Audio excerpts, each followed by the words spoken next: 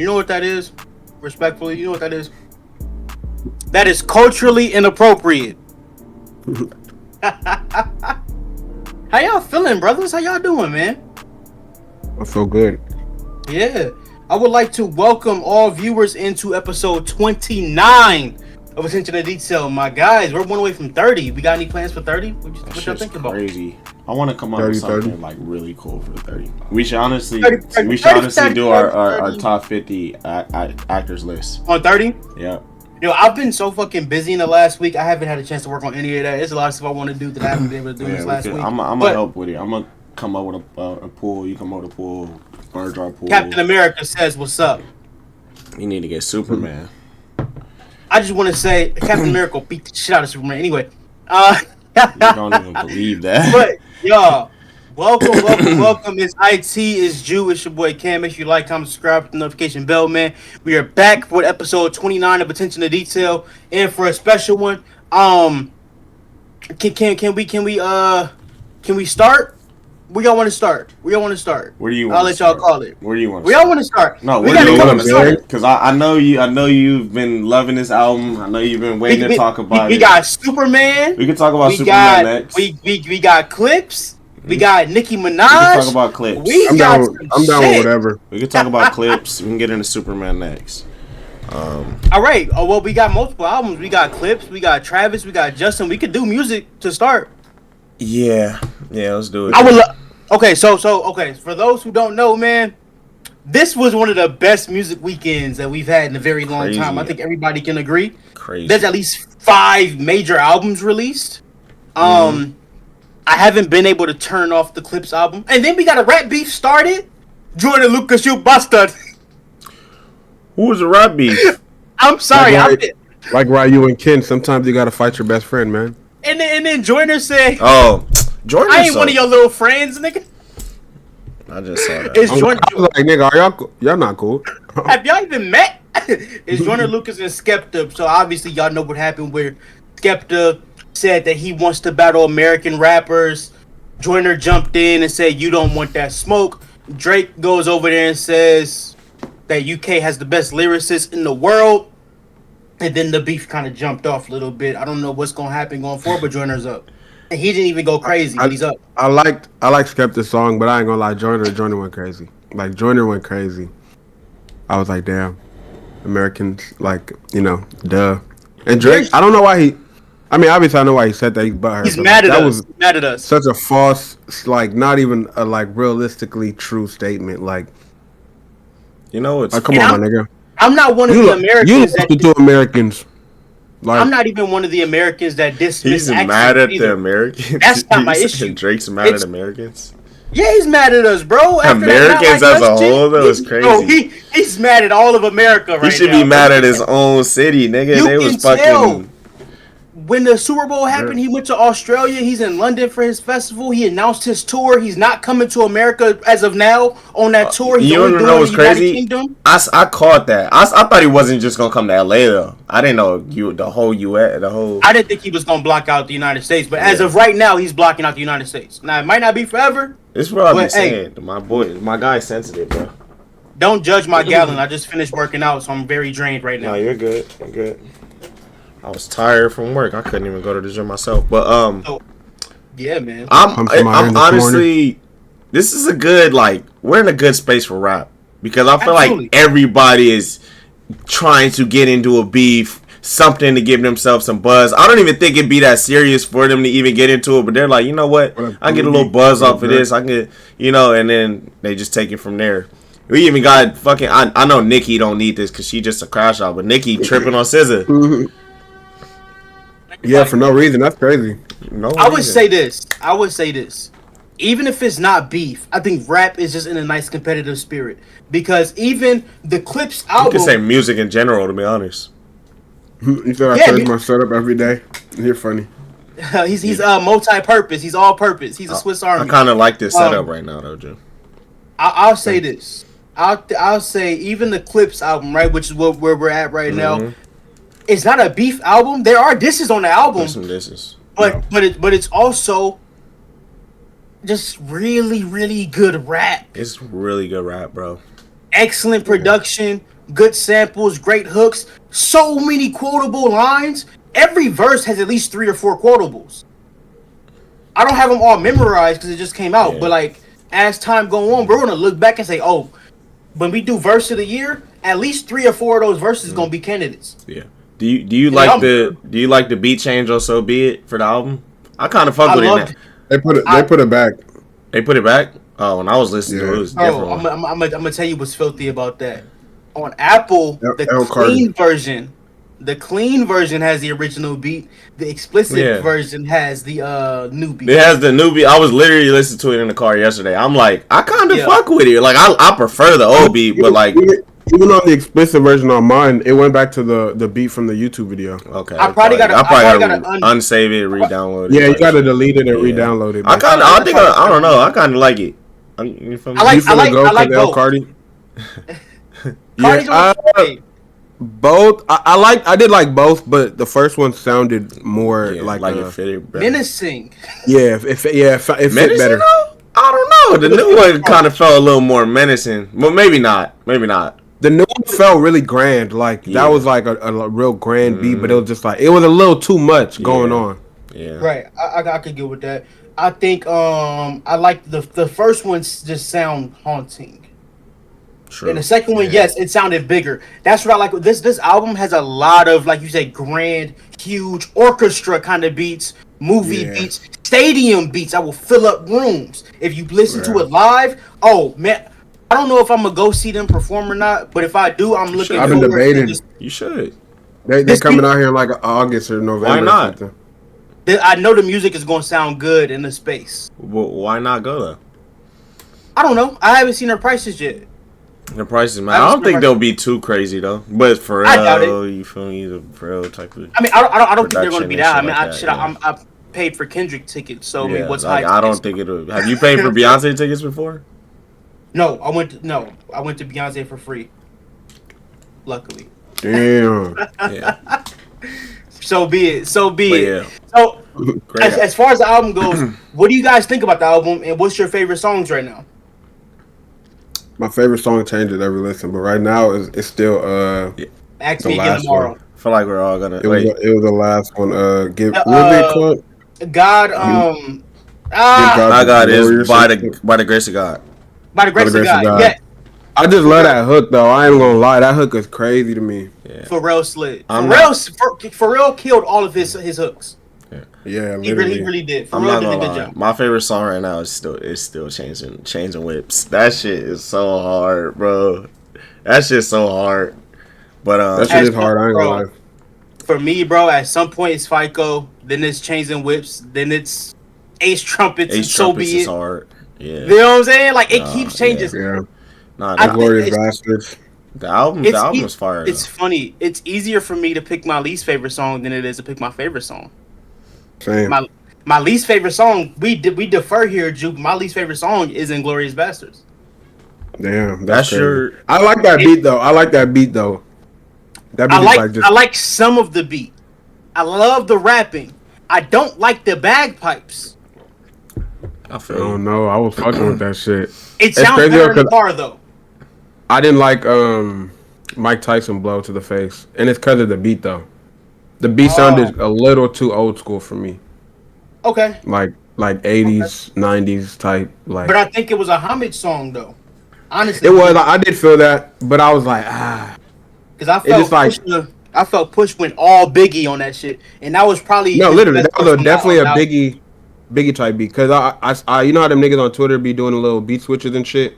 Someone put a Biggie verse on there, and I was like, this literally sound like this supposed to be rapping on here. Yeah, but that verse, man. Yeah.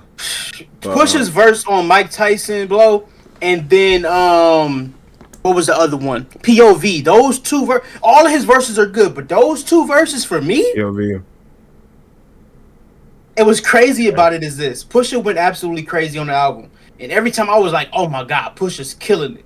Malice come in with the kill shot. I'm like, damn. Like, I know they were not intentionally competing, but you can't help but say who was better when you have collabs. That's just common on rap. Malice was better at least on 8 songs out of the 13. That's just, you know what I'm saying? Malice was cold-blooded, man. It was hard for me to compare them a lot because I wouldn't even really notice too much who's who. I would just be like, they kind of sound very similar to me. They sound similar, but like when you really when you think about it, you could tell the difference. But I would just be like vibing, and then I'm like, okay, I know this Malice. Yeah. Okay, I know this Pusha. But yeah, Malice did have some crazy like one-liners and shit. I think are we trafficking or tricking? That was a bar to me. Like that somebody was tell me the difference because I'm like, shit. Was that Malice or was that Ab Liva? I think they all said it. Okay, gotcha. On the song, yeah. I think they each said it. Because what I noticed is what they did intentionally through the whole album. Pusha started every song except The Grace of God. Pusha was first on every song, and Malice was always the other verse. So I think that's how they was like, all right, because like you said, they sound just alike, they look just alike, they have similar rap styles. But like once you get to Malice on him, he had some flips on there that I was like, no fucking way. One line that I really loved, bro, was on POV where he said, I didn't sung along the rappers that I never believed. Yeah, that's one of my favorite bars. A simple line, but it's so powerful, bro, because it's true. Yes, I for sure. I sing along the rappers all the time, I don't believe. No, I feel him.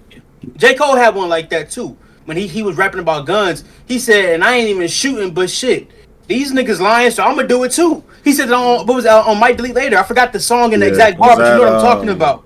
Was it 100 Rabbits? No. Nah, it was a different one. It was a faster one. It was it wasn't 3000 and 3001, was it? Which one you talking about too? I ain't kicking them with these niggas, dog. Something like that. I forgot. But anyway, regardless, honestly, it's my rap album of the year so far. And I think it's gonna take one of the big three to knock them off. Personally, I agree. It's definitely my rap album of the year so far. Okay, 2025 because doesn't this year calendar. Okay, all right. GNX counts for the Grammys, but as far as calendar year, hey, the Grammys next year for best rap album, GNX, Chromacopia. Oof. Let God sort them out. I feel bad for Clipse because like by popularity, they probably not gonna win. They're gonna get nominated though. No, they're for sure getting nominated. Guaranteed. They're for sure getting nominated, but I want them to win. Like Tyler's won too. Killer Mike won. Killer Mike won. But they didn't go against Kendrick and Tyler. You know what I'm saying? That's true. That is like, true. Who did Killer Mike go up against that year? Killer Mike went up against Utopia. Royce Defy 9, I think. I don't think it was a great year. I'm happy for Killer Mike. His album was good, but it wasn't like Drake. I like Killer Mike's album. That was a really good album. The album was incredible. But I'm gonna tell you, one thing I thought about listening to this Clipse album is this. Andre, put the fucking flute down. Your generation still got it. We know Andre still got it, bro. I bet. Even the content of their rap was like real mature. Mm-hmm. Like even though it was a lot of dope bars and shit, it was still very mature. You feel me? They talking about their parents dying, finding dirt and shit, finding God, like a bunch of shit where you're like, damn, this is like. That's what I be talking about. Rap about at 50, like. This is what I be talking about with Lil Wayne, bro. Like, stop rapping like you one of these young niggas, bro. Like, get into your older bag, bro. Like, rap about some grown man shit, like Rick Ross or something. That's why I can't resonate with this nigga no more. Like, it's just like, bro. Remember what I just said about Nicki in the chat? Like, where I said, you get too famous, you can't really leave the house? Yep. When you hit that level, it's hard to find stuff to rap about because you're not leaving the house. I don't think Lil Wayne's outside. You don't think you can leave a house? You know what I'm saying? It's very difficult for them to leave a house without having fucking protection all over the place, and you can't have like Clipse like Pusha and Malice are famous, but they can go outside without 50 Secret Service people and 1 million people trying to rush them. Shit, you know what I'm saying? My counter to that. They're famous, but it's levels to fame. Speed can go outside, so they can too. Speed's not rapping, and he's getting rushed by 1 million people. Exactly, but I'm saying he still go outside. I get it. Plus Speed is 13 years old. Yeah, he's young. He's living his experiences. Lil Wayne has already went through the highs and the lows and shit. So I mean, he can evolve, but I'm saying is it's harder for people who are not really experiencing life the same way to rap about life. Yeah. I've seen Andre in person walking through Culver City by himself. In person. I feel like that's like I feel like even if he's not necessarily experiencing like outside, he still could rap about more mature things that just happens in like niggas' life, you know. You're right. And even maybe also production too, like not chasing such a young sound, you know what I mean? Like, yeah. Because on this, you didn't hear nothing trendy on this in terms of the beats. You feel me? You didn't hear no, Travis Scott shit, Lil Baby shit. Oh, they going for the flow, Florida. Like it's like nah, they in their bag. They stuck to their style. And that's still my biggest issue with the Carter 6 is the production. More than the raps. The raps I can get with because he's still rapping his ass off, whether if he's talking about something or not. He's flowing, he's rapping, he's on that shit. But his production was so bad, it emphasizes bad raps when they are bad. Yeah. Clipse and Malice gave you fire rhyme, storytelling. The sound of the music was so crisp and clear. The mixing was incredible. And then the production was great too. So you put everything together, it's fire. It was like some boss shit. It's real life boss. It definitely was. But it's because they took their time and they had the album done way before they dropped it. And I feel like that's a lot of niggas' problems nowadays is niggas have a date for the album and they finish it. Let's say the album is dropped on the 5th. That shit done on the 3rd. You know what I mean? Like, or the 4th. You know, they just uploaded that shit. I feel like that's how Cardi B's album's gonna be. We were talking about Cardi B, that her date seems like it's rushed. Yeah, you got it for sure is.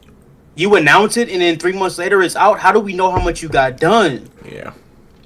You know, because it sounds like the label said, because it's new people, and label said, hey, we need an album from you. You are our biggest earner. We need an album. That's what it sounds like. And even if you think about it, since she's announced it, like, what kind of promo has she been doing? Nothing. I damn near forgot she was dropping an album. Yeah. I just thought about it when y'all said the date situation. Mm-hmm. Yeah, literally, I'm like, damn, she is supposed to be dropping something, but it's like and that's why I feel like they shined within the pre-rollout shit. You know, it's like Cardi should be doing some. Cardi should be on Flex. Cardi should be on really good rollout. To be honest, Cardi should be on Colors or something. So be it was a really good single to go start from. Why doesn't Outside even have a video? Yeah, also, IT. So Be It was the second single. They couldn't even release it because it didn't get clear. I mean, it was on YouTube. That's how I kept listening to it. Ace Trumpets was the first single, and that shit, Yellow Diamonds look like PP. No, when that beat hit on that, I said, "Oh, Pharrell's back. Pharrell's back." You know what I'm saying? Like you said, the rollout was amazing. They're still doing rollout. Last night they did Jimmy Fallon, and then they performed Birds Don't Sing. They're still doing interviews and shit. To open the album with Birds Don't Sing, you know what that sounds like? It sounds like neither one of them talked about their parents dying. And they had to get it off their chest. And they said, look, before we do anything on this album, we gotta address this shit. That's what it sounds like to start an album like that. And last night when Malice performed it on I almost cried. And I still got both of my parents. Bro, you can see Malice holding back his emotion. Imagine. He's the one that he found both of them. Yeah. Sad, bro. I'm getting chills talking about. Shout out Malice, bro. Shout out Pusha, bro. That's crazy. Shout out both of them, man. And now that we've officially heard Chains and Whips, what's your thoughts on the full song, completed, put together, with the Kendrick verse and everything like that? I think I like to Pusha's Teeth verse a lot. Like Kendrick had the best verse, bro.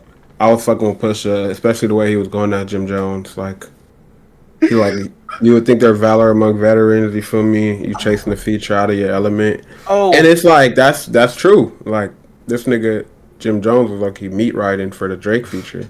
You know, and it's like he's also one of those guys that like. Doesn't know how to necessarily mature, I would say. Like, he still tries to be a YN in a sense. Jim Jones is the Steven Jackson of rap. Oh, yeah, that's a great... What a comparison. He's still checking in. What a comparison. Literally, he's still... I think he literally just shot a video in the hood out here or something. In Compton, yeah, exactly. They filmed the video for Chains and Whips, didn't they? I haven't watched it yet. The Chains and Whips video is out. Yes, it's a solid video. It got a lot of symbolism in it. Okay. It reminds me of some of this shit Kendrick and like Beyonce been doing with their videos. It's really deep. Kendrick was not in the video. My theory was maybe when Pusha met up with Kendrick in Boston when he went to Kendrick's show, maybe they shot a video that night or that day, but that ended up not happening. Yeah. That would have been fire though. But you know Kendrick wasn't in it. But who cares? The song is still what it is. He's been on tour. That's one of my favorite lines on that song. I'm trying to find it. Oh, the first fucking line Pusha says on his verse.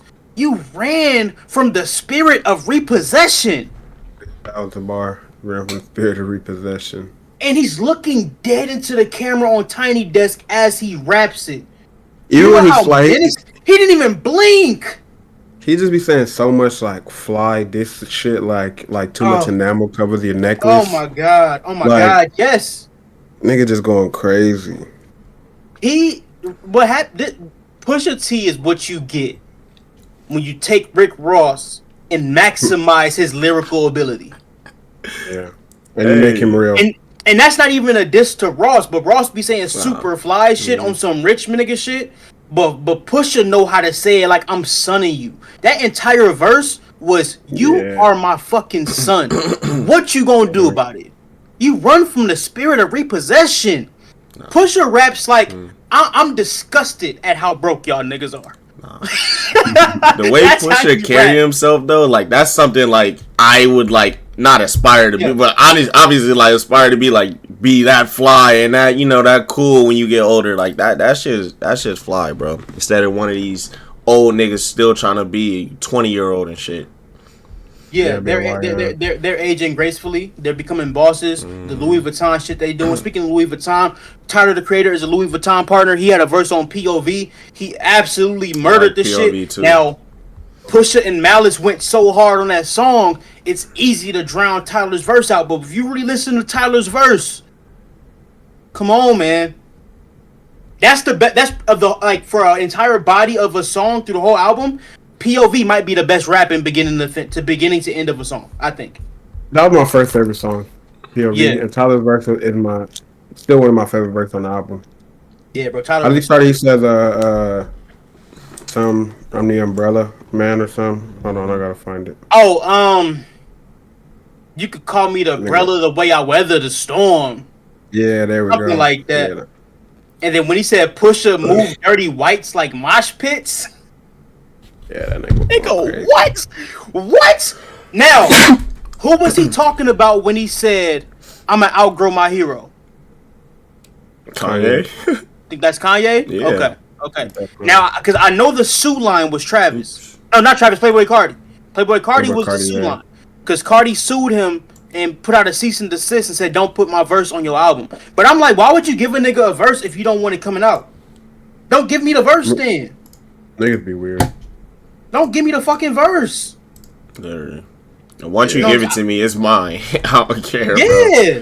But that's why Kendrick is on some real nigga shit about he cleared the Chains and Whips verse multiple times because when they took it to the whole other label, you gotta clear it again. So respect to him for not being a hoe, but of course he fucked with them. So you know what I'm saying? I would love to see more from Clipse and Kendrick.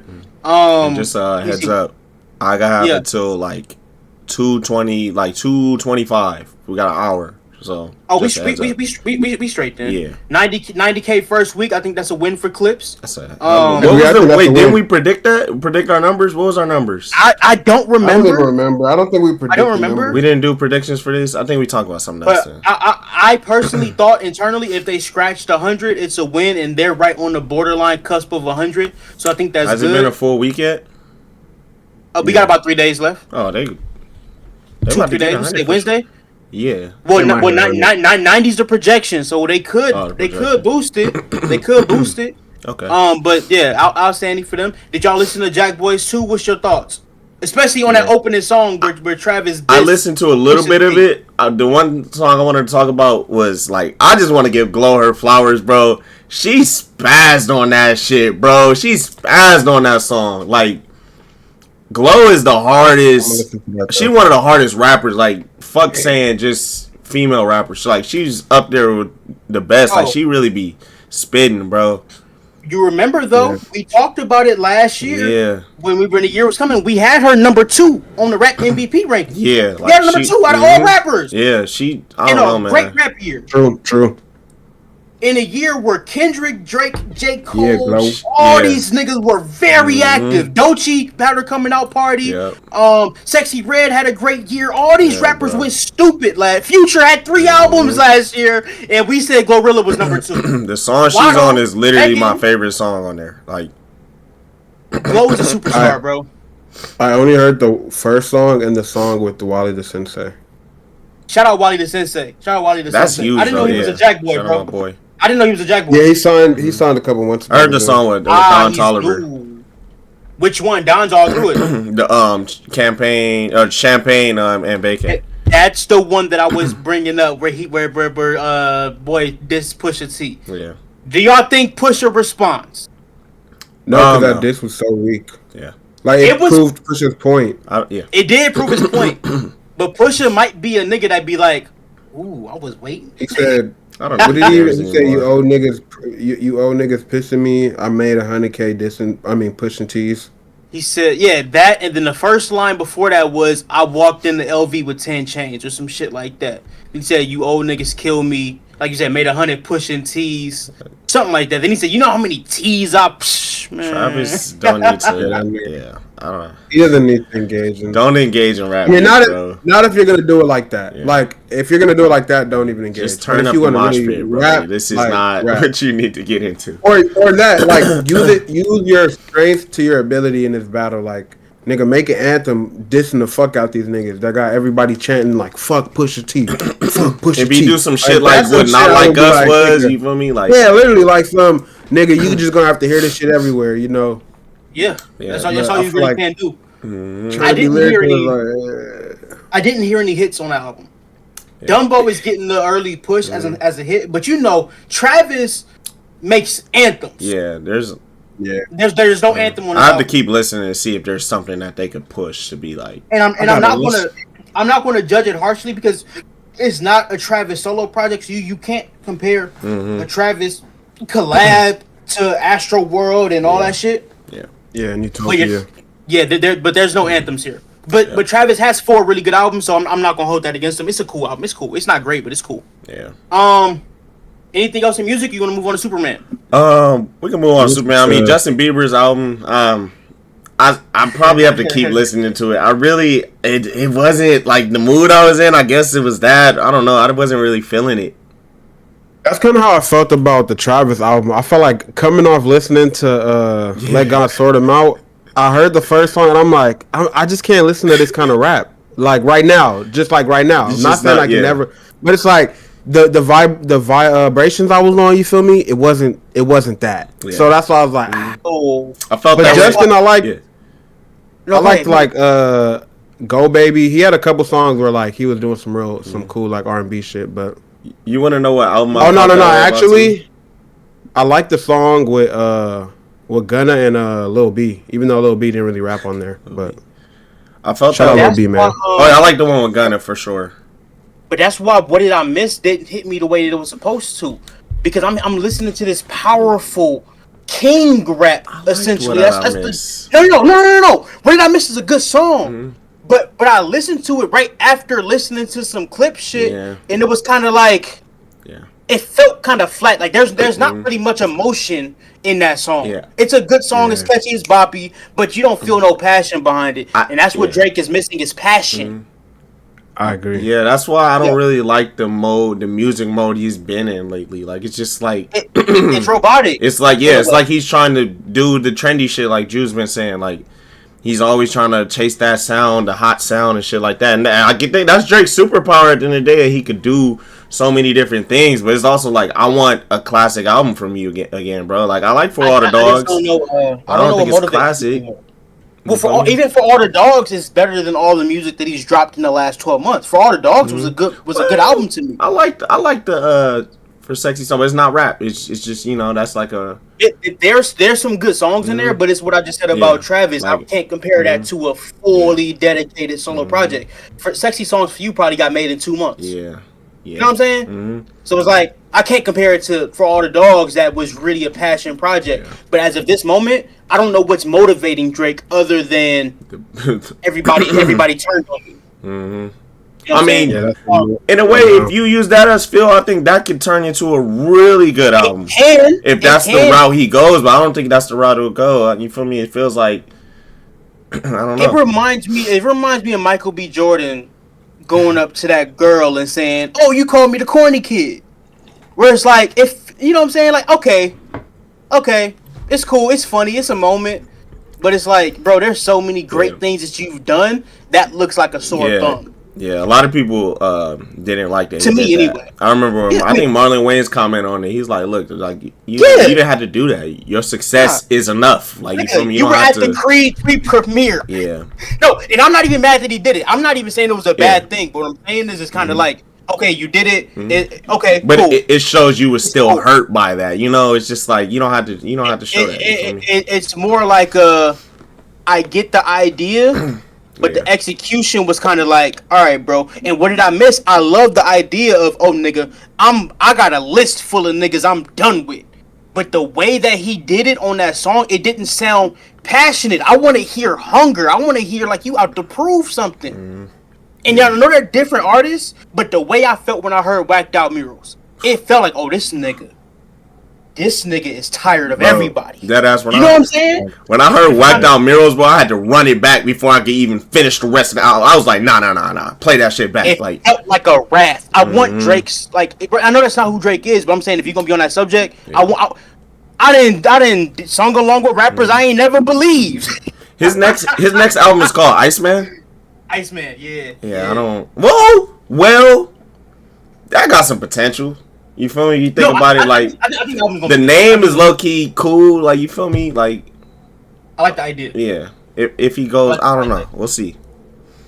Is he supposed to drop this year? You're gonna need a chili. What do you say? You're gonna need a chili ice pack for your left eye.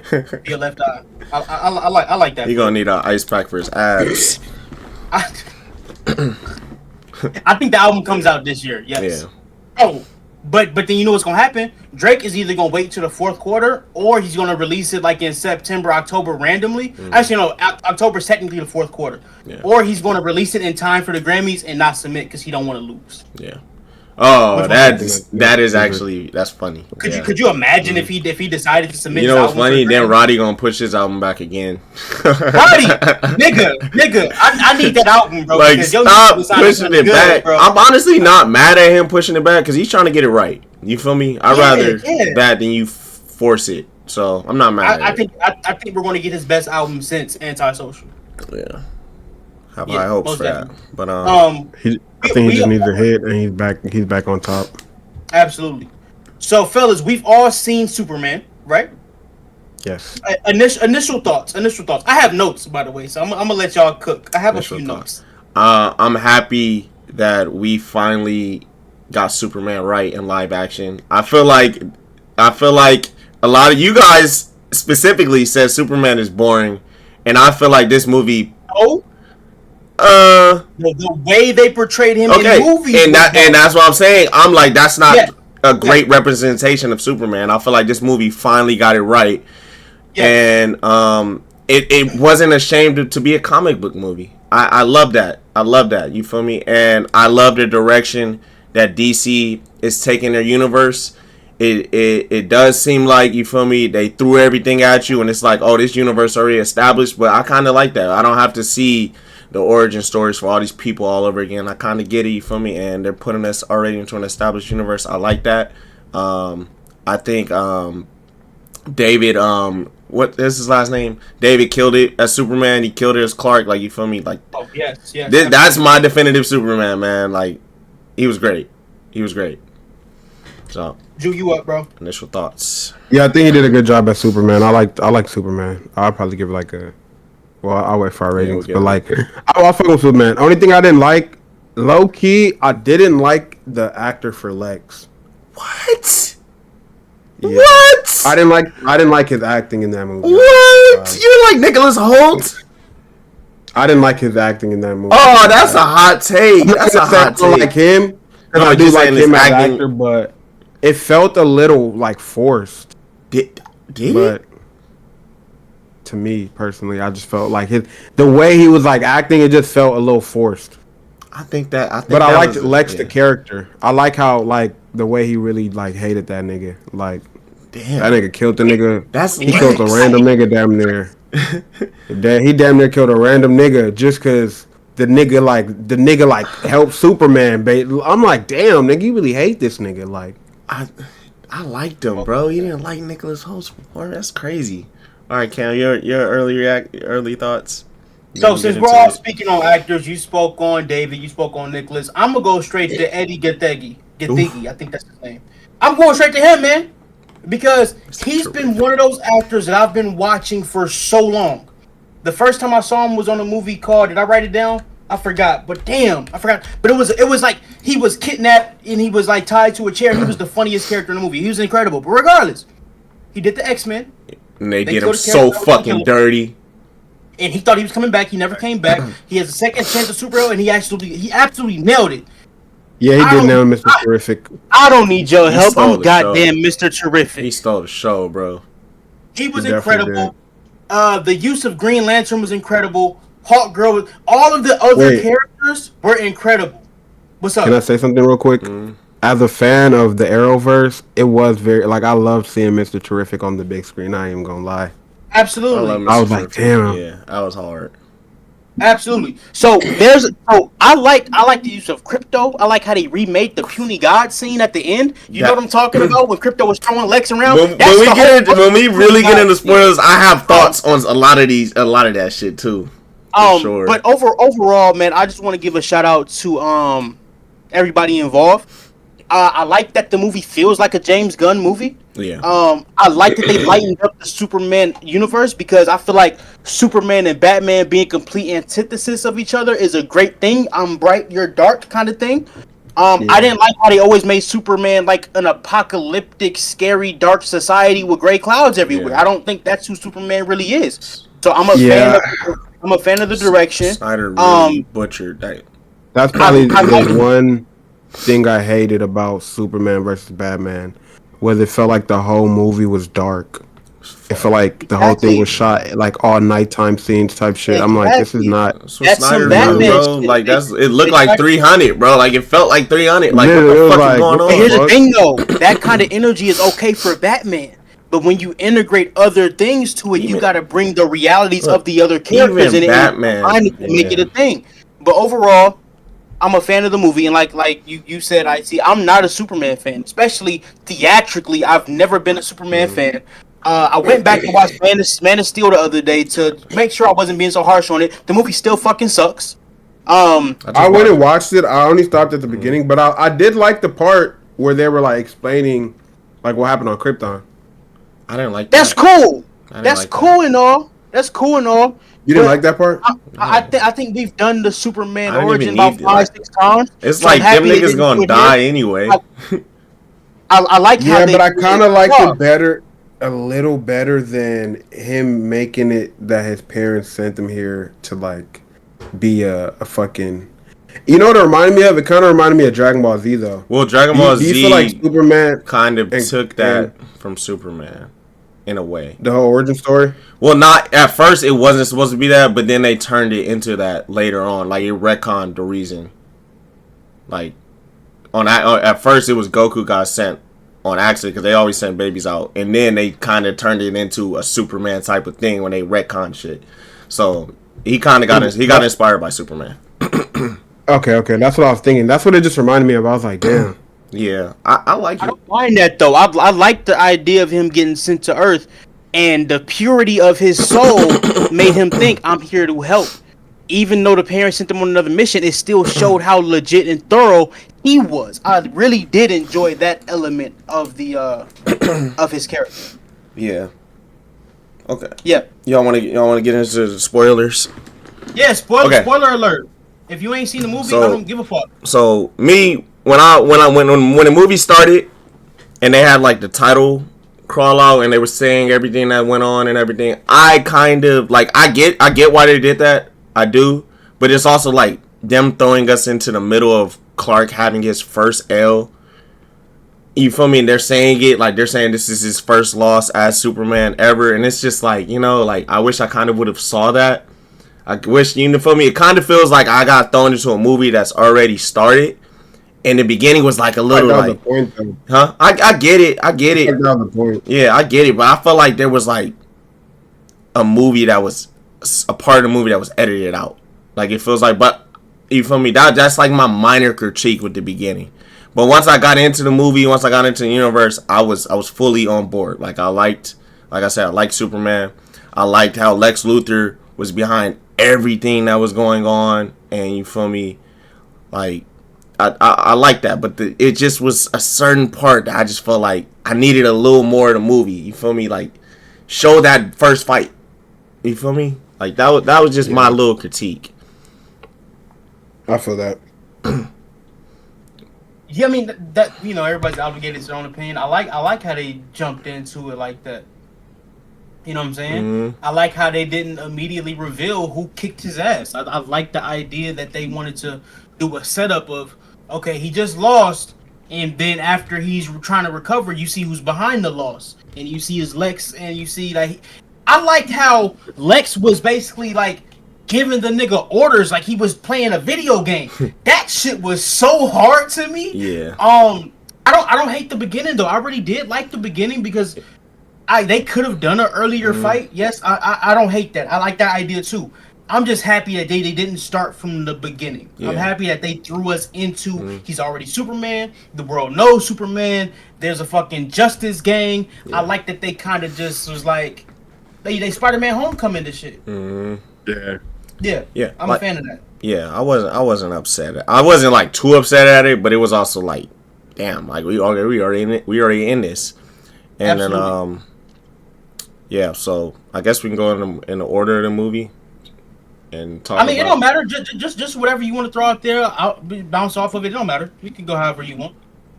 Let me see, Drew. You got any thoughts right now? Yeah. What stood out to you about the movie? What do you think the future of Superman is? You know what I'm saying? I'm actually. It was a good.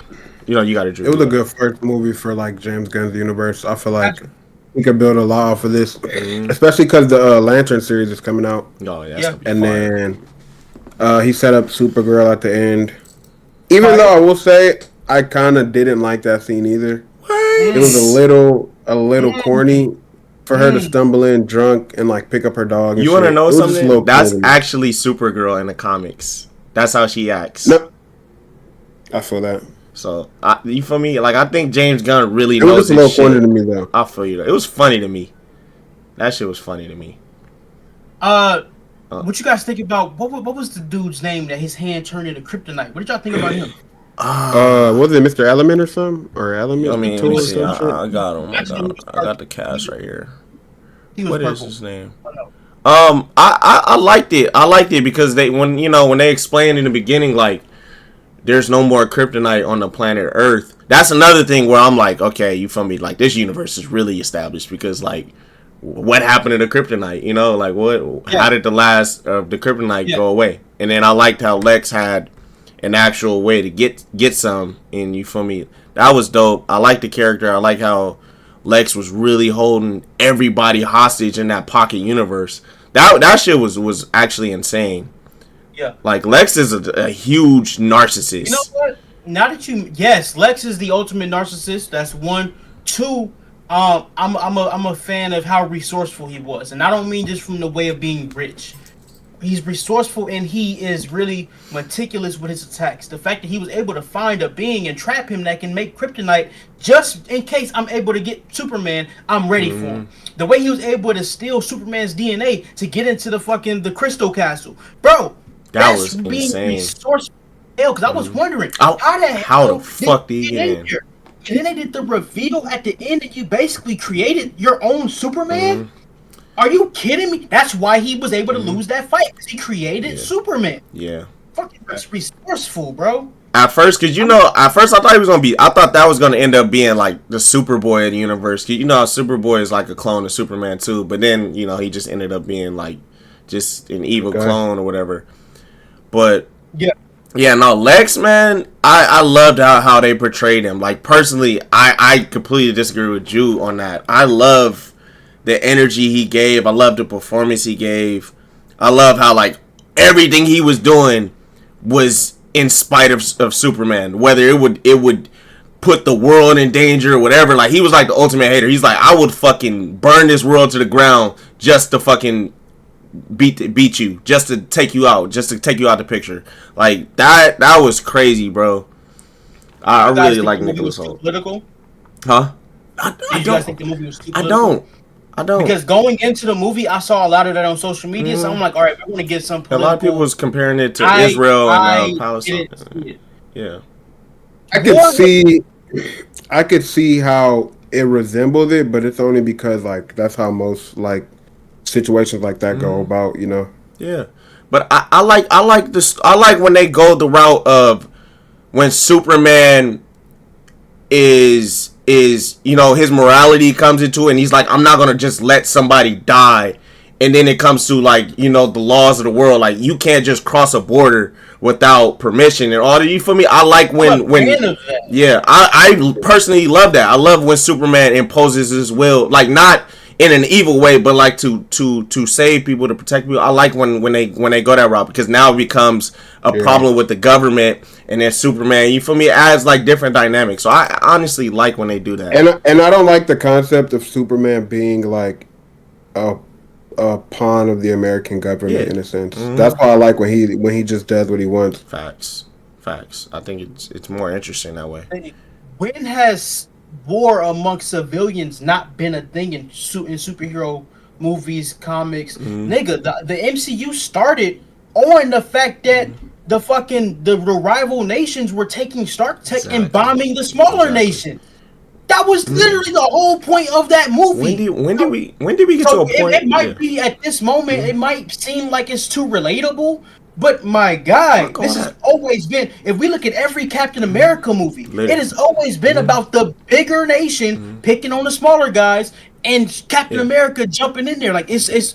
I don't, bro. I think people are just so hell bent on complaining and hating on stuff instead of appreciating the art and what it is. Yeah. That's the problem right now. Just sit your ass down and watch the movie. I think we need to stop getting to the point where we're complaining about shit being woke or whatever, because a lot of these stories are like, if it's woke or not, whatever, if it's a good story, what's the problem? Yeah, it might be relatable to stuff, but we've had so many different things that's happened where it could be relatable to that, whatever. This is like stuff that happens in the comics. And I think when people complain about that, we get worse movies like Captain America Brave New World. They took out a lot of shit because they didn't want to be woke. Even fucking Falcon and the Winter Soldier, they took out a lot of stuff. They took out the virus shit that was supposed to happen and made the story worse because they didn't want to be woke. They didn't want to, you know, traumatize, but whatever. Like, we gotta stop being so sensitive as a world.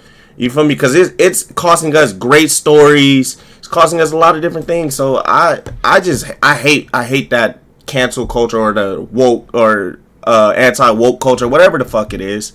That's just annoying. People hate when Fast and Furious is unrealistic, but then they hate when Superman has realism too. Like, what the fuck do you want? People just want to complain, bro. That's all it is. What's your rating? Let's rate the movie. 9 out of 10. I would rate.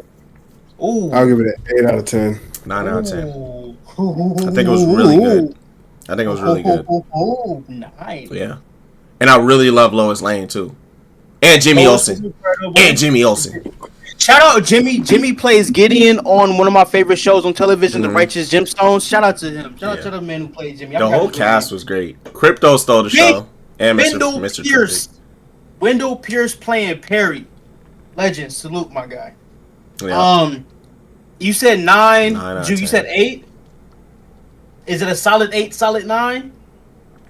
Putting points on it? 8.59. 8.5. I'm running it up from a 7.5, to be honest. Damn, Drew. But it was good. It was still good. He just didn't like Lex. That's what it is. No. It was good. I'm not saying it was trash or nothing. Like I get you. It's like an 8.5. It wasn't like if I compare it to Man of Steel, it's a 10. Oh, it's not even a question. If I just rate it by individual movie itself, I give it an 8.2, 82 points out of 100. I'll give them that. I think that's fair. I'm giving them room to grow because it wasn't like an absolute masterpiece. Yeah. But it was good. I think it's a great introduction. And one thing I can say is, like, now that he's gotten the introduction of Superman out the way, I think the sequel will be like what Winter Soldier was compared to First Avenger. Like, we don't have to worry about introducing you guys to this world. So the story next time, I feel like, could be monumentally better. Also, DC, don't be weird, bro. We already waiting 6 years for the next Matt Reeves Batman movie. Don't make us have to get another Batman. Like don't be fucking weird. Damn, don't be weird. That's another, I don't want. I think they are. Batmans, bro. No, they're going to. I don't know. I'm always going to fight. You want 2 Batmans at the same time? I feel like that's what they're gonna do, and I don't want it, bro. No, fuck what they're going to do. Is that what you want? Hell no. You know me. I want. This is my world's finest, bro. This is my world's finest. It makes no sense. I'm not mad at it. Already. I'm not mad at it. You want to know what I would be upset about? Another Batman, just fire Pattinson and move the fuck on. Cancel the Matt Reeves movie. We don't need 2 Batman movies. I agree. We don't need 2. It could be 2 different universes. You want to know what I think they're gonna? So if you disagree, how do you want a new Batman and keep Pattinson? Look, if you disagree, this is what I think they're gonna do, and I hate it. I hate the idea. I don't know what they're going to do. No, but I'm saying. What I want is Matt Reeves. What I want is the Batman and this Superman to be together. But I feel like this is what they're gonna do.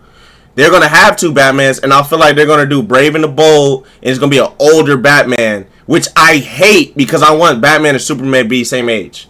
That's what I think they're gonna do. Like, I'm just saying what I think they're gonna do. There's gonna be 2 Batman. I love people answer questions that were not asked. We know they're gonna do 2 of them, but I'm simply saying it's dumb.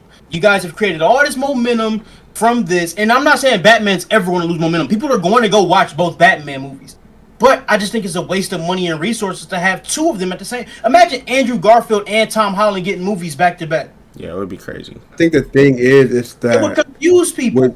With Matt Reeves, it's a little more grounded than the Superman movie. So that's I feel like if they wanted to do a Batman, but you want to like what you saying. Imagine in the Batman world, they told you there's been metahumans for 3,000 years. Because that's what they said in Superman. Like, it just don't even, like... I think you could write around it. You could be like, yeah, there is. But Gotham is just like this. But it is kind of a stretch to say, like, this world had metahumans. Like, you know? But I personally want them to do it. I think you could write around it. But that's the argument around it, huh? Did we not watch the MCU go from a grounded Iron Man movie to Iron Man's grounded? My boy, bro, yes, it's not, bro. The first Iron Man is not what you get in Endgame and all these other movies that you're getting now. Yeah, it is grounded. It's a man that made a fucking suit in his garage. They had, if I'm not mistaken, they had Infinity Stones pretty early. No, but exactly. The first Infinity Stone was introduced. Iron Man 2. Listen, y'all, if you tell me in the first 2 Iron Man movies, that is going to turn into what it turned into, there's going to be people that say, "Oh, that don't sound like." You're supposed to have it. It's supposed to be contradicting. It's supposed to be different. You're right. When Nick Fury told Tony Stark, we're not alone on this planet. He didn't know what the fuck he was talking about. No, you're that don't mean it didn't exist already. But like IT said, they already put in that it's been known for 3,000 years. I feel like it's a little. I don't know. I just feel like the tones are so different. It's gonna be hard to make it into one universe. But it's also like I understand what you're saying in the contrasting like stories and like shit like that. But I feel like they could do that while still having a similar tone. I just feel like the tones of the 2 movies are just so drastically different. I wouldn't be mad if they did it, but I wouldn't be mad at having 2 Batmans, you know? Because even in the comic books, there's different like comic series at a time of certain characters. You know what I mean? You're absolutely right. You're absolutely right. But there's casual people. There's casuals who literally will ask you, why isn't Deadpool in the Marvel Avengers if he's Marvel? Yeah. Like, you know what I'm saying? There's consumers who are not...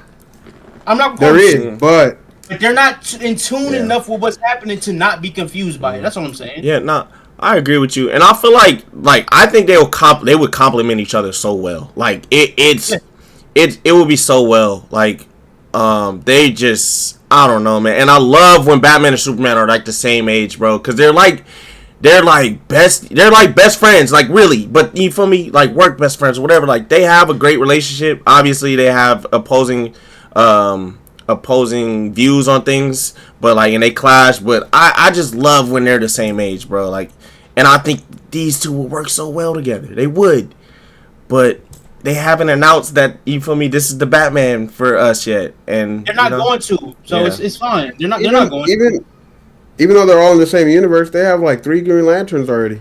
Well, Green Lantern has a whole core. There's a Lantern core. To be a whole community. No, I know, but I'm saying like people like the casual might not know that, and they still. But you know, the Lanterns is going to introduce that as a whole thing. But that's who they are, though. That's just who they are. Like if you get a Green Lantern movie, we're going to see 3-4 Lanterns in one movie.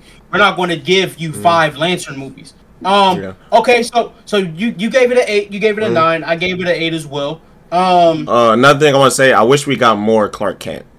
But that's like one little critique as well. I don't hate that. I don't hate that because I actually did like Clark's personality. I liked the relationship with him and Lois. I liked how they humanized him. They didn't really give it like, oh, he's the sore thumb alien that everybody's uncomfortable when he's around. Even if they don't know what it is, they know it's something about him is different. I loved his personality and how he interacted with the other humans. Yeah, people always think Superman as an alien. Like, he was raised as a human, bro. He don't even view himself as an alien. Like, that's the thing, bro. He just happens to be a super powered guy. Like, you know, he's a regular guy, man. But yeah. Fellas, so that's Superman. Fantastic Four comes out next week. Looking forward to seeing that. They need to stop dropping clips, bro. I feel like it's gonna be better. Stop dropping fucking clips. I think so too. Bro, you feel like that last trailer gave away a lot? No, the fucking clip that they just dropped. Stop watching them. I didn't watch it. Literally. No. I didn't watch. But I'm saying, literally, somebody, like, I'm talking to my brother. This nigga gonna just say what the clip was about. I'm like, bro, like, I already knew do you feel what like Galactus was after, but like now you just spoiled. Like, well, don't tell me because I'm not gonna tell you. I'm not gonna tell you. But like, bro, it's just stupid. Like, stop dropping. They don't need it. They don't need this much. What are you gonna say, Drew? Oh, go ahead, Joe. I'm just asking. You felt like that gave away a lot of the plot? Yes, yeah. Like, you feel me? It gave away a lot, and the movie's not even 2 hours. Like, I didn't need. They're giving away too much. You know what you need to do, bro? I don't feel like they gave away that much. This is how you didn't see the clip, problem. Did you? I did see. I've seen both clips. I've seen the clip and the trailer. Bro, that is like the whole. This is how you avoid the issue that you're talking about. Move away from your fucking brothers. Bro, this nigga just brought it up in the car, bro. Like, what the fuck? Why would you do that? Wait, don't get a nigga rides no more. You ain't a taxi cab. You're in an Uber. Crazy. Like, I kind of knew what it was about, but like, damn, bro. I've avoided everything since the second trailer, so I'm chilling. It's still gonna be good. I just feel like trailers nowadays not trailers, but promotion for movies give away too much. Like, why do you have to tell the whole movie? We don't have the official Superman first week yet, the numbers. So when we come back next week, we would discuss on if we think Fantastic Four beats their number, because we'll have an official number in a couple of days. That'll be tough. They have trending now. I think they're looking at 250 globally, but I think Fantastic Four can beat that. But I want to get the official number before we actually speak on it. Endgame did $1.5 billion in 1 week. That is nuts. I don't think Fantastic Four could beat. Actually, did like 1.3 billion in a week. You don't think so? I think it can. No. I think it can. Because I think number one, Superman, the brand is bigger, and number two, it's been getting good reviews. And but to your point, I think Superman should have got more money than it has. Based off Superman, but I feel like the only reason it wasn't bigger is because people have a bad taste in their mouth. But I feel like now that people seen it and are telling people and doing reviews and shit, everyone's like, "Oh, this is a good movie. Like, I'm gonna go check it out." We're talking about first week though. We ain't talking about after the first week. Yeah. It hasn't been a week yet though, right? Yeah, but it's only a couple days out of it. 1 more day, really. They're it's 1 day. Yeah, they're trending for 250. If they land at 250, they haven't broke even yet. But that's not overly important because the budgets are very. I get it's week 1, but Superman high now. Yeah. I mean, yeah, but I'm saying like, if you don't break even week 1, that ain't the worst thing. Yeah. But here's the thing: the budgets are very high. The budget on this was like 240 million. It is what it is. You know what I'm saying? But if they flatline at 250, I think Fantastic Four can get them. Yeah. I think so. Yeah, Most definitely. Where you guys want to go next? I do want to give a couple Emmy shout outs because the nominations just came out. I don't know if you guys have seen them. Nominations right here. You got a few of them. Yeah. Can we just give a shout out at the top of the order to my dog Sterling K. Brown? Sterling K. Sterling K, bro. Outstanding lead actor in a drama series, man, for Paradise. Shout out him.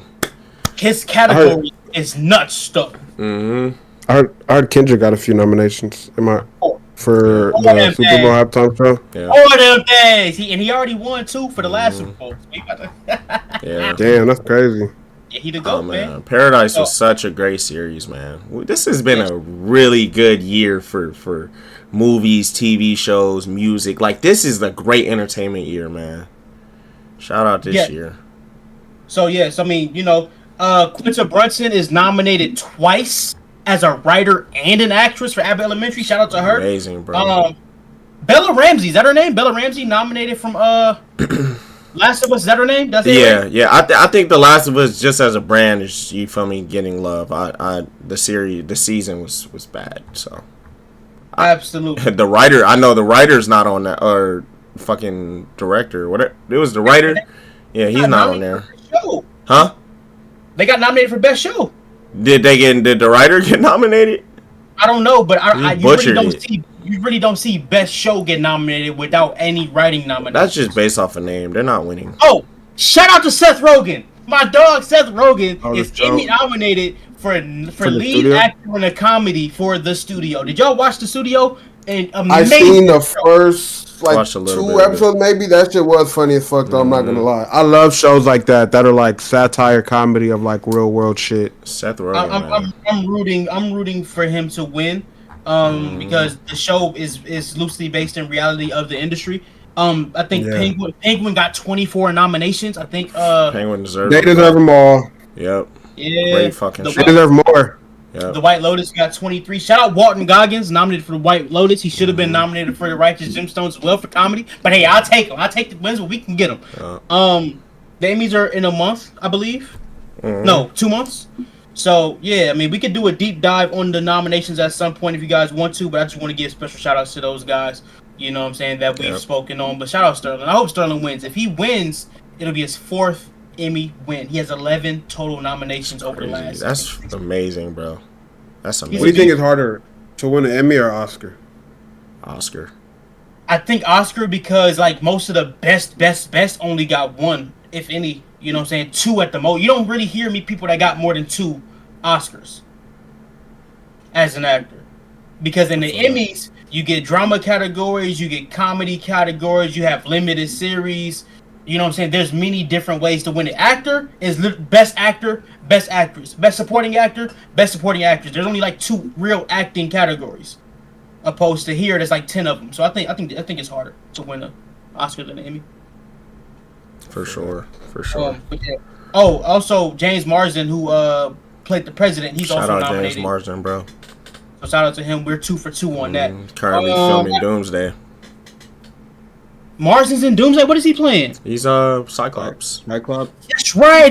That's right. And he's I don't know if they're going to put the president in season 2 of Paradise, but they're filming season 2 of Paradise right now. Yeah. And Sterling is filming his next Hulu series. I forgot the name of Washington Black or something like that. Okay. But it's going to be fire. Yeah. Sterling K is a busy actor, man. Let me see. Did you guys hear about Javante Davis getting arrested again, bro? Yeah, I've seen that. I didn't really stop him in detail. Keep your hands off women, bro. Basically, he slapped her. Not to stay on it too long. I'm gonna just say the basic of it. He got arrested for domestic violence with the same woman he's been arrested for domestic violence with before. At this point, I don't know if you are beating her. I don't know if she's beating you, because sometimes if the woman can hit you and they take both, just you know what I'm saying. Yeah. And you're a professional fighter, so they're going to be harder on you. Regardless, bro, you have to get away from the situation. Yeah, if it's a co-parenting situation, bro, try to figure out how to handle that, in a responsible way. But you can't keep going back to the situation, because obviously it's sending you in bad options. Like, you know what I'm saying? So I hope that for his case and hers, that they just separate, bro. Yeah, So man. that's the wish to everybody involved. That's really all I really want to say about that. I agree. You got to leave toxic relationships, man, before they destroy you. It's good for both sides to leave that. Shit, Nicki Minaj. Y'all want to go, Nicki? I really don't What were you gonna say? What were you gonna say, IC? No, I was agreeing with y'all. Leave toxic relationships alone. Oh, you saying what we should get into? Yeah. Yeah, I don't even really want to discuss Nicki crackhead ass, bro. Like, hey, man. Unless y'all want to. Hey, but all I want to say about Nicki, bro, is if you really have this much pent up anger and everything like that, and there's business issues, you're saying you're not getting paid, and people owe you money, people are bullying you, and handle that shit the way business people handle that shit, bro. Agree. That's crazy. I literally just was talking to my sister about this, and I was if you're getting robbed out of your money, you can take it to court. This ain't Drake suing. I agree. It's a different thing. You want to know what I think she needs to do? Like, all this little pent up anger and all this shit, make a fucking album. Put this in a fucking album. Stop tweeting this shit. Go get in the studio. Bro. That's how I feel, man. You need to get off the internet. You need to get on the mic. Come on, bro. It's just like, damn. But can we talk about two legends getting disrespected? And it's Chris Smoove got disrespected, and let's talk about Kobe. Keep getting disrespected, bro. Please. I really want to talk about this Kobe shit, bro. I was trying to figure out who the legends were. Yeah, Chris Smoove is a legend. I really want to talk about this Kobe shit because it is getting Let me tell you my theory. Let me tell you my theory. My theory is niggas seen how much traction like Gilbert Arenas was getting for and Jeff Teague a little bit for saying what they were saying about Kobe. Yeah. And all these publications were like, oh yeah, like if we just disrespect Kobe, nigga, we going viral. We're gonna get clips. Because I even thought about it. I'm like, when was the last time niggas cared about a Bleacher Report list? Oh, listen to me. Every time I see Bleacher Report, I look at it. And Gilbert. It's not the recent shit. This has been happening. It's been happening, yeah, ever since. Well, not Gilbert. I was just saying Gilbert because he was a recent shit. But I feel like anytime someone disrespects Kobe, it's because they know like the virality of the backlash. Because everybody's gonna be like, "What the fuck? This, and that." And it's like, and also, Kobe also isn't here to defend himself. So it's someone you could quote unquote disrespect for views, and they can't even say nothing. R.I.P. my nigga Kobe. But let's talk about this shit, bro. How did Kobe go from the next Michael Jordan, the closest thing we've seen to Jordan, to outside the top 10? When did he fall? Call him that, by the way. Literally, the closest thing to Jordan.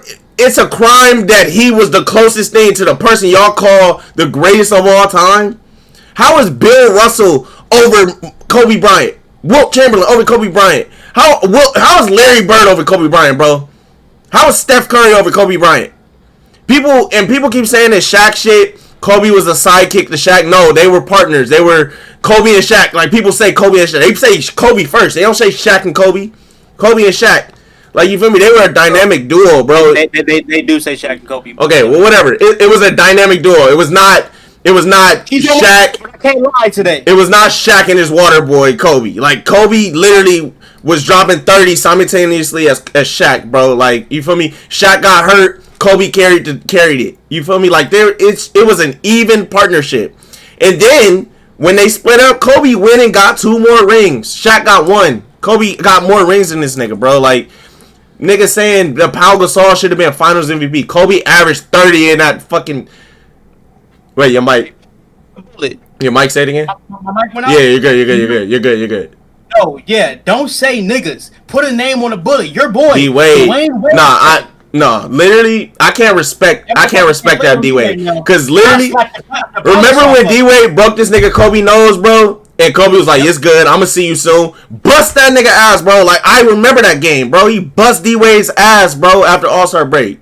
Had D-Wade foul out that game, bro. Like, literally, I remember that shit like it was yesterday, bro. Kobe was the fucking boogeyman, bro. Like, Kobe was that guy. I don't understand where the disrespect is coming from, bro. It's just popular. Every player in the league, when they say they're top 3, Kobe is top 3. How all of a sudden the media is saying he's not top 10? It's fucking crazy, bro. Actually, no, Jew, you get it. Because I'm going to hog the floor when I start. Yeah. So y'all go ahead. I don't really got nothing to say. I've always thought Kobe was top 3, and I I don't like to feed into like obvious clickbait, you know. So I'll be like, if these niggas honestly believe Kobe is number 11, nigga, they don't believe that. They believe, I mean, at least I don't dumb think so. Shit. I personally don't think these niggas believe that. And if they do, they need help. You know, that's all I can say. Yeah. Okay. Give me a minute, guys. We got niggas. Obviously, y'all know who my GOAT is. It will always and forever be Kobe Bean Bryant, regardless. Now, how y'all rank him, fine. If I do a GOAT list, my top 5 is pretty unanimous. No matter the order, is Jordan, Bron, Kobe, Magic, Kareem. That's my 5, period. It's immovable.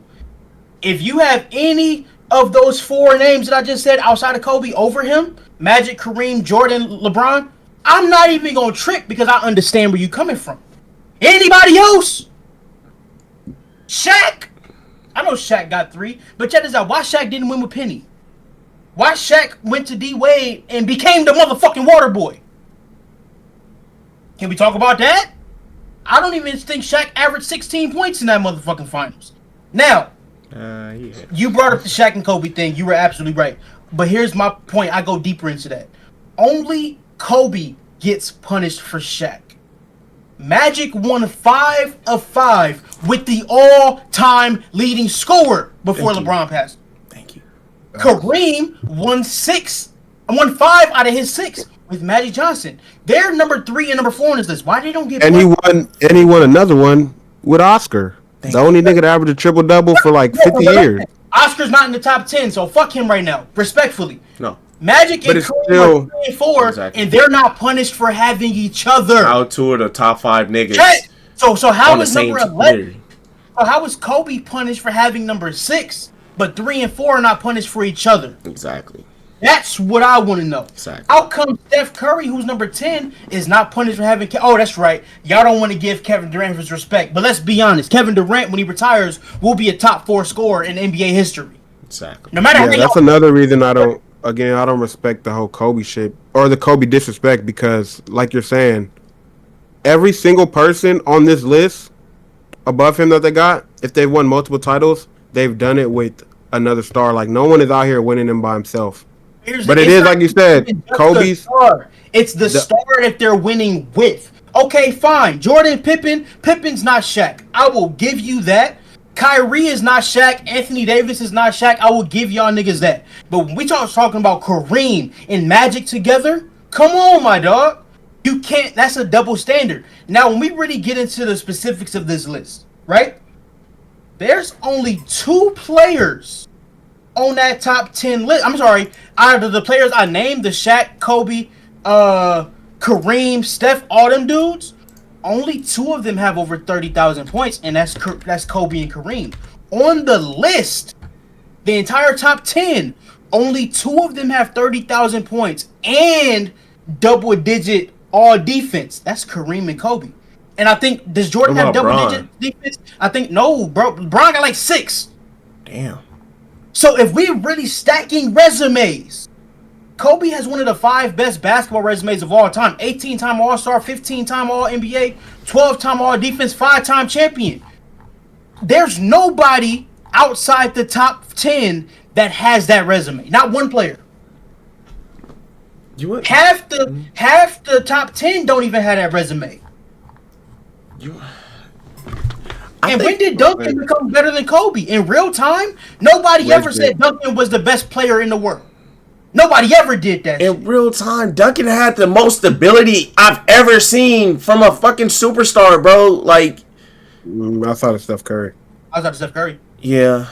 But, nigga, I'm more mad about the Bill Russell being top 5 and the Kareem and the Wilt being top 10. Like, Wilt is and Bill Russell over Kobe. I'm not gonna lie. Another thing, like, shout out to the people before, everybody, all the legends. I cannot respect a list. Like, I could understand Wilt because the myths and shit. I don't respect lists with Bill Russell on it. You guys, because how could you have played in a league with another nigga who was averaging 50, 40, 30, and you average 18? You want to know something? Tell me. No, you want to know something? Guess what his field goal percentage for his career was as a center? 44%. as a center. He averaged 15 a game for his career, bro. He wasn't like that. He was not real. He was not. If I'm in the league with another black nigga and he getting 50 and 25 and I'm getting 18 and 18 on 4 for 25, 4 for 10 shooting, makes no sense. I'm not better than Kobe. Can we call Bill Russell what he is? Bill Russell is the 1950s Ben Wallace. It's that fucking simple. I agree. No disrespect to Bill Russell either, but I agree. Do you know what? Like, I'm not even trying to dump on you. Were 6'8", bro. Do you know what Shaq would do to you? Destroy you. Do you know what Kareem would do to you? And Kobe could fucking guard you, bro. Like Kobe could go guard you. Team when he played, that's why he had 11 rings. The nigga played with like all stars back then. Didn't he play with Uzi? Bro, he played with all of them. Like, what are we talking? Yeah, literally, John Havlicek, Bob Cousy. You play with the best players in the league at that point in time, and he don't get penalized. He's really just an overrated Draymond, if we're being honest. I think that's disrespectful to Dre. Draymond's a great passer. I know you were shitting on Draymond the other day, but yeah, I think it's funny. Draymond is a great passer and can shoot threes. Put Draymond in that league, bro. He the GOAT at that time. Like, they would lynch Draymond if he played in the bro, I'm all for, like, Juice, I'm all for giving these older niggas their flowers, bro, but when a nigga takes it to another level, bro, you have to put them under them, bro. I don't care if they paved the way or not. This is how I see it. You put Kobe Bryant on the court and let Bill Russell guard him. Bill Russell's getting his ankles took. Them motherfucking Chucks gonna have holes in them. Yeah. And like it was just too many like anomalies numbers wise back then for him not to really have nothing crazy. For me to think he's that good. Hey, like bro, no offense. Keep it a bean. How many Oscar dudes? Robertson? Okay, go ahead. Yeah. No, like Oscar Robertson averaged a triple double. Like he ain't do nothing too crazy but grab a bunch of boards. I'm just being honest. He like, oh yeah, you average like 25 rebounds. You're 6'8", you're black. Okay, I'm being 100. You're Dennis Rodman. Those just came to you. You feel me?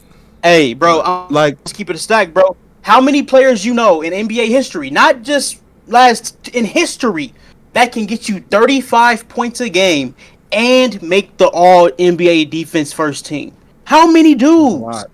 Not many. Not it's Bill. Kobe, it's Jordan. Those are the only guys who've ever done it. Now, let's do a little game. Let's make the case for Kobe above everybody that's above him. Steph Curry. Steph Curry should not. I don't care. We've had this conversation. Dude that can be picked on the other end of the floor should not be in the top 10, bro. I don't give a fuck. Especially over Kobe. If Steph's jumper is not falling, what's happening with him? Exactly. Steph has one Finals MVP, bro. Man, fuck that. Look, bro. I think I'm not mad at Steph being in the top 10. I just think he should not. He shouldn't be in the top 10, bro. That's what I'm saying. Show me the finals choke. Show me the finals choke Kobe had that compares to what Steph did in 2016. I said Kobe should be way over. I think Kobe, like, they're not in the same category, but I do think Steph is top 10. He's like border, like he could be 10, I guess. But like, I'm gonna keep it a stack, Jew. It's hard to put a one-dimensional cone in the top 10. Now his accolades are his accolades, but when I line these niggas up, bro, he's the weakest link. If you could be picked on the defensive end, bro, like you shouldn't be top 10. Like you really shouldn't. I don't think Bill should be top 10 either. So that's why I'm like maybe he could be. Steph is number 9. Steph is number 10. Number 9. Wilt Chamberlain. Do you have the list? Yeah, I got it. Wilt Chamberlain, number 9. Wilt has one ring, right? Wilt has one ring. He played in the 50s. Or what? The 50s, 60s? He played in the 60s. 50? Yeah. Like, come on, bro. And you got one ring? For him, I will say, for you to be that quote-unquote dominant, like, one ring is not even nearly enough. Hey, it's not. Honestly, y'all doing too much explaining. I have in the last few weeks have seen high school footage of Wilt Chamberlain. Show me the 100 game, or don't bring that shit. I'm not even using that. They need to stop lying, bro. I think Kobe should be over him. I'm giving it my reason. I think Wilt Chamberlain he didn't win enough for how dominant he supposedly was. You know what I mean? On to the next. Larry Bird. Get the fuck out of here, bro. Come on, I love Larry Bird, but Kobe would take that man's. But that's the conversation. Like that's the realm of people that Kobe should be with. Exactly. Like Larry, Magic, Kareem, Kobe, LeBron. Look, bro. I mean, I say Kobe. I mean Michael Jordan. If we gonna penalize Kobe for the last seasons of his career, because I think that's when, you feel me, his career field goal and stuff like that started going down, because after he tore his Achilles, you feel me, he wasn't the same player. We're gonna penalize him for that. Let's penalize Larry Bird. Not just the Achilles. Then you had a broken kneecap. Yeah, broken kneecap, a shoulder. Like, come on, bro. Like, we gonna, you feel me? Like, come on, dude. And Kobe got black. Kobe should have more than one MVP. Like, let's be honest. Let's be honest. Hey, Larry Bird played 12 years. He averaged He averaged over 25 a game 4 times. Yeah, and I'm not hating on him. On super teams. I'm not hating on him, but my dog Kobe got the longest 40-point streak in history now. Come on, bro. Yeah, I'm hating though. Look, Larry Bird, the Celtics cheat. Like historically, they're cheaters. Yeah, they stack the deck. They skew the. You feel me? They cheat. And I feel like we got to hold it against these niggas. Larry Bird's not. Larry Bird played with I don't care. Kevin McHale, Robert Parrish, fucking you name it. He nigga probably played with him. All right, on to I'll give Bird his respect because he was an all-time great player. He's absolutely top 10. He's absolutely top 8. Yeah. But at the end of the day, when we take Kobe and Bird, two guys that can go crazy on offense. Kobe, again, was one of the greatest defenders of all time. People don't really talk about that shit the way they should. Y'all seen Jeff Teague try to disrespect Kobe as a defender? Hey, fuck Jeff Teague, man. He let Shai Gilgeous-Pops walk in his crib and embarrass and basically take his manhood. I don't want to hear nothing Jeff Teague got to say. You let a grown man say you don't get your girl pregnant. Let's talk about Tim Duncan. Tim Duncan was never better than Kobe, bro. I don't care what anybody says. He was never better than Kobe, bro. This revisionist history is crazy. Hey, bro. What I was about to say. I'm going to just say this about Duncan. 2 things. 1, he had Popovich's entire career. 2, he had Hall of Famers his entire career. Duncan has never played on a roster that was not good. Kobe's best peak years, they made him play with terrible players. As soon as you gave that nigga power, this is the truth about Kobe. You had him with Shaq. He made 4 finals in 5 years. You take Shaq away, you made him play with G Leaguers, he carried them niggas to the playoffs, having some of the best individual seasons ever. As soon as you gave him an all-star, he went back to the finals. Literally, we really break this shit down. In the years of when Kobe had an all-star teammate, he made 7 out of 8 NBA finals. Can we really think about that shit? Come on, bro. 4 of those years he went through Tim Duncan. Exactly. 4 of them. Thank you.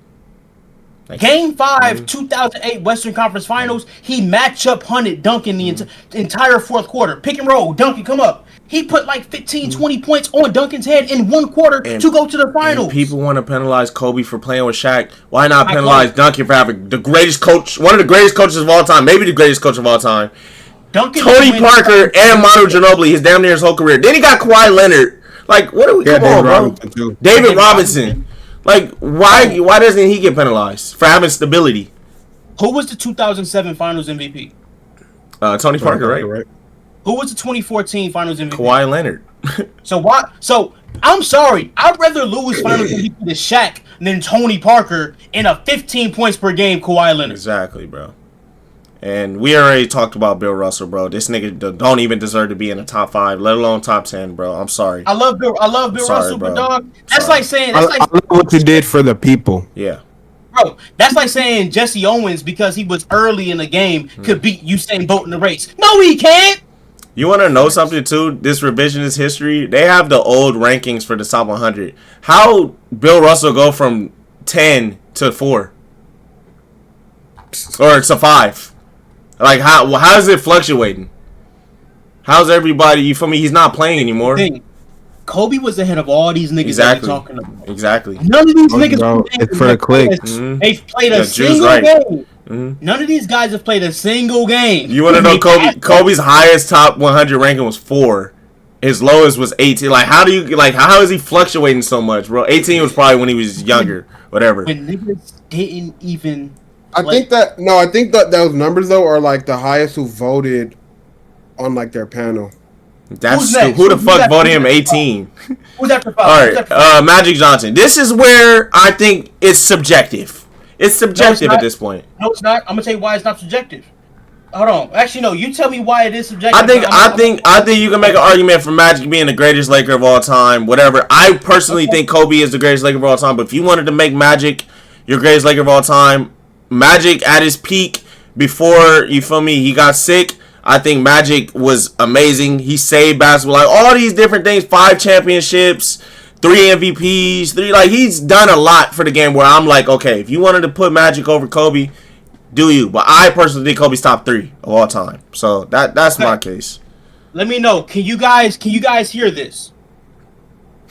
I know yeah. For 20 years, Kobe Bryant has never cheated the game. He has never cheated us as the fans. He's played through injuries. He's played hurt.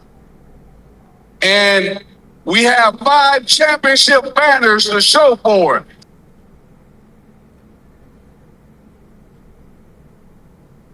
When you think about this town, for the last 20 years, this man has been the biggest and greatest celebrity we've had in this town for 20 years. Keep going. He is not only a great and unbelievable sports icon, but also he's the greatest to wear the purple and gold. Woo! All right, that was Irvin Magic Johnson, born in Lansing, Michigan, played 12 years for the Los Angeles Lakers. He played 14 years for Lakers. I'm taking the word of the Magic Man over some fucking nerds who were in a cubicle voting out of hatred because they still mad about Colorado 2003. Fuck y'all. That's all I'm gonna say about Magic. I agree with Magic. This Magic. I'm just gonna use this Kobe's word. Kobe's the greatest Laker of all time. Yeah. Yeah, this revisionist history is crazy. Then number 3, Kareem. If you want to put Kareem over, like I said, Kobe's the greatest. No, you don't have to play. I mean, Kareem didn't play with the Lakers his whole career, so you feel me. The meat of his career is in the Laker uniform, but you're right. We're talking about you feel me. But then again, I already said it. If y'all say Jordan, LeBron, Kareem, Magic, I'm fine. Yeah. I will respect it. Yeah. I'm just saying, Magic himself said Kobe's greater than I'm sorry, bro. I'm taking Kobe over Kareem. Yeah, Kareem has the skyhook. Yeah, he was the all-time leading scorer at one point, whatever. But we're done with the, 70s? We're done with the 70s, bro. I'm sorry. Magic played in the NBA from the late 60s to the late 80s. I'm not Magic Kareem. I'm talking about I will never disrespect Kareem Abdul-Jabbar. If they want to put him over Kobe, I am perfectly fine with it. Yeah. 38,000 points, fucking 20-time All-Star damn near, 6 championships, 6 league MVPs. Yeah. Resume, nobody in basketball history can fuck with Kareem's resume. Yeah. Nobody. So I'm cool with that. Yeah, man. I don't know, man. It's just I got Kareem 4. Yeah. It's just, bro, watching Kobe, bro, Kobe was literally the best player in the league until Bron took the torch. Like, you feel me? Now all of a sudden everybody's saying, was Kobe ever the best player in the league? I was seeing some shit where it said, oh, he couldn't have been the best player. Yeah, like, it's just like, bro, what's up with this revisionist history, bro? He was never the best player, even though when Shaq and Kobe was winning championships, Shaq was publicly saying Kobe's the best player in the world. And he's the most dominant. Shaq's the most dominant. Yeah. This is where people fuck me up, bro. If we do breakdowns, in the West in the early 2000s, all of the best big men were in the West. Sabonis, Divac, Chris Webber, all of the big men that we were going through to get to the finals were in the Western Conference. Most of those Western Conference series, Kobe was the leading scorer on the team. When they got to the Eastern Conference, all of those big men were terrible. Yep. So, yeah, Shaq was getting nigga was going up against Rick Smits. Yeah, what the fuck are we talking about? So, yes, I swear Shaq dominated those matchups because match styles make fights. Yep. When Kobe was still getting his 25-30 in those finals. I just seen a video too where a nigga basically was talking about that. He was like, "Nigga, you better get a ball to Shaq if Rick Smith's on him." Literally, like, come on, bro. He said, "What the fuck are you doing, nigga? Dump it to him." I'm like, "That's a fact." And they don't bring up how in Indiana Kobe got hurt. Jalen Rose fucking spraining that nigga ankle, like on purpose. Yeah, like it's just come on, dude. Come on. You just gotta. It's just, the revisionist history is terrible. But yeah, all right. We got a little bit of time. Talk about Chris Smooth, bro. Chris Smooth. What about him? Shit. A pioneer, the legend, man. Chris Like Smooth.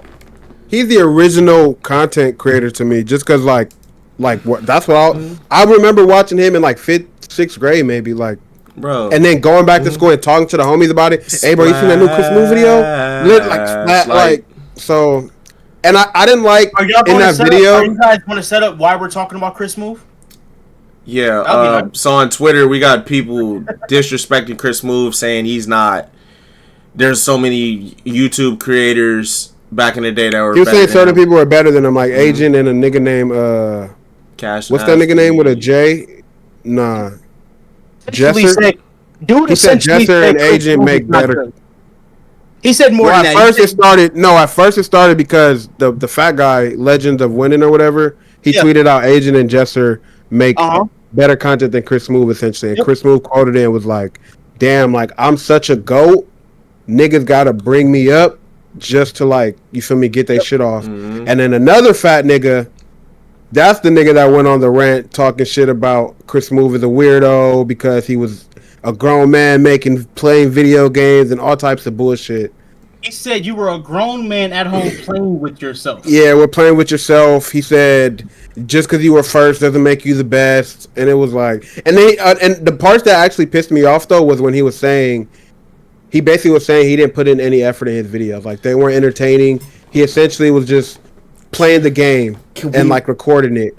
Can we talk about the effort he put into his shit? He played different games a lot of effort to get clips. He used to make it look like you could have a 2K lifestyle. Like, you feel me? Like, before you could have your own apartment and shit, this nigga will be on GTA or he'll be on this. Doing that shit before. He was doing that shit before My Park and all that, and he was, like you said, nigga was really getting a game where he had an apartment in the car. Oh, I'm driving to the arena, switching the game up real quick. Oh, after the game, I'm going to the club. We just won a championship. Like, he was actually having, like, before 2K put the shit in the game, like storylines and shit, he was that nigga before that. Before you could argue easy too. Like nowadays, inspired them to do that, like make it have a storyline. Exactly. So check this out. Another thing is this, bro. I said it in the chat the other day. Chris Smooth was how I prepared for the fucking game. How I decided if I was gonna get the game or not. Because again, I didn't come from a rich family. I couldn't really get games whenever the fuck I wanted to. I had to wait till my birthday in November or Christmas to get the 2K. Exactly. So what did I do for them 3-4 months? I was watching Chris Smooth videos, and that motherfucker was showing me how good the game was every single year. Come on, my guy. If these kids, it was every year too. Like that's one thing you knew. As soon as 2K dropped, my nigga Chris Smooth was doing the walkthrough. Like that. Like you said, he created the 2K lifestyle where he added games together to make it look like it was in one thing. And now what? 2K has literally adopted his style and made it to my career. And as I mentioned in the text message, he did it in an era where these companies did not want you leaking their gameplay. Now, everybody wants to show gameplay. Everybody's giving sponsorship to show gameplay. Everybody's like, oh, yeah, play our game on Twitch, and we'll pay you for it. That wasn't a thing back in the day. And it's not like we're saying... It's not like we're saying a dude back in the day was making trash content, but he did it first, so it was good. It was genuinely good content. It was funny. Let's be real. He was not the only nigga making video game content. Exactly. He's not with other niggas. He was like watching. He was the most entertaining. Like he had the catchphrases, he had the everything, the auto-tune shit. Like he knew what to do. He had the story. Like he was a good storyteller with the game, like, bro. So it's like great. I'm not finna disrespect this nigga because a lot of these newer creators, they got their like buzz and fan base off like park shit. You feel me? All they do is make with the homies and shit like that. Like playing with the homies and talking shit. He was doing it solo. Nigga didn't have nobody to bounce off of and keep the chat entertained. Nigga was doing this himself, like him for the love of the game. Hey, y'all, did you guys see Kevin Durant? Like, cause it just popped up on my phone. Did you guys see when Kevin Durant was on LeBron's podcast and he said basically we didn't get the Steve Nash that I wanted.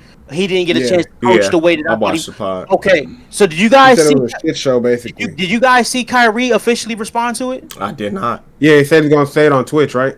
Kyrie said I'm gonna address this on my stream soon. Kevin Durant says, "Let me set the notification." What the?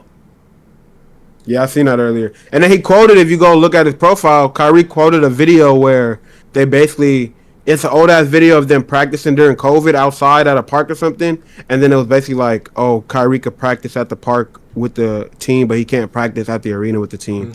And Kyrie quoted and was like, he just quoted, he said, "Crazy times, huh?" You want to know? Damn. It was the Nets organization. It was the Nets organization that made it a shit show. It wasn't. It was the city. If you think about it, the state of New York said if you're not vaccinated, you cannot work indoors. Okay. That wasn't a basketball thing. It was the entire state. Then if your job requires a vaccination, you can't work if you were. You know what I'm saying? It is what it is. What was the reason they suspended Kyrie? Didn't they suspend him? That was the documentary. That was the leak. Even he now, posted a link for a Holocaust. It was an anti-Jewish documentary, and they punished him for it. And you know, at the end of the day, I didn't like how they suspended him. But when you're in a position of power, you have to be responsible for what you do. You have to understand if I do certain things gonna come with it. You know what I'm saying? Yeah. So, but overall, it's just. But it goes into that being a shit show. Then James gets hurt. And then James requesting a trade. Then James decides he doesn't want to talk to anybody, and he disappears, and he demands a trade. And then the whole Kyrie thing, and then people were like, "Oh, well, Kevin Durant wanted to leave Brooklyn." No, he didn't want to leave Brooklyn, but everybody was leaving him, so he said, "Fuck it, I'm irritated." Kevin Durant, what I've learned about him, they can say what he want about how he switched teams. Durant is in a forever quest for peace. Whenever the situation is no longer peaceful, it ain't even about winning. It ain't about super teams. It's about peace. Every time he felt his mental was disrupted, that's when he left. I don't even think he necessarily asked out either. Like, I think the Golden State thing was... Well, Brooklyn, did he ask out? Or did they just trade him? He went there. He said, trade me to Phoenix. And they did it literally. Okay, well, Phoenix, he didn't ask out of Phoenix. They traded him. Golden State, I think... No. They tried to trade him, and then he asked out. After his peace was disrupted, he said, "Fuck y'all. If y'all don't want me here, I'm out." Golden State Golden State didn't give him his credit. That one I completely understood it. It was bigger than credit. It's the same reason why Draymond Jordan called him a bitch. You can't let Draymond do whatever the fuck he wants. Yeah. They have never held. The only time Draymond has ever been held accountable, Adam Silver did it. Yeah. The only time the Warriors are afraid of him, like he gonna come into the office and fucking beat their ass. All right. They let their franchise player, because I know Steph Curry is what he is, but Kevin Durant was the man on that team. They let Draymond do whatever he wanted. He said, "You know what? I don't like how I'm treated. I'm out. It is what it is." All right. I do got to head to work. Most definitely. Anyway, y'all, hey, this has been episode 29 of Attention to Detail, man. I appreciate y'all for tuning in. Come in next week when we talk about all of these other movies coming out, Fantastic Four and other things. It's your boy IT, Jew, Cam. We up out of here. Peace.